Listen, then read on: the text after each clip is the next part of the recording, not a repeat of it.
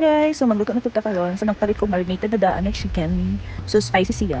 Mo na lang kalabasan na marinated. Tapos ibutangan na ako na siya. Og harina para atong i-fry siya. So prituhon na to una. Prituhon na to sila tanan. So,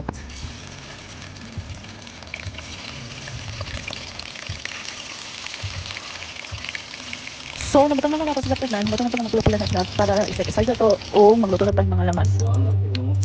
So, nagiging ako balik o mantika dyan. Ang atong naman, first is sa Bombay, mga ahos, bell pepper, then ang tomato paste. So, kayo na to siya guys.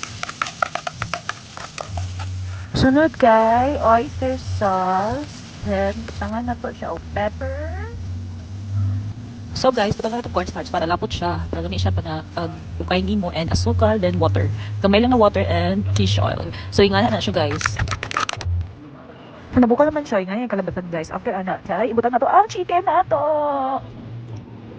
So isago lang nato na siya guys. Tapos, ato na siyang ukalyonte para ma-spread ang lasa and masulod sa chicken. So ingana na ang kalabasan guys. Lamay na kayo. No need na mag-restaurant kay takam na kayo makakaon.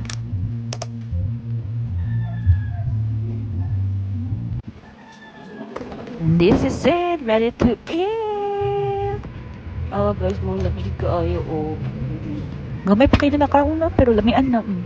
Naon ta. Bye.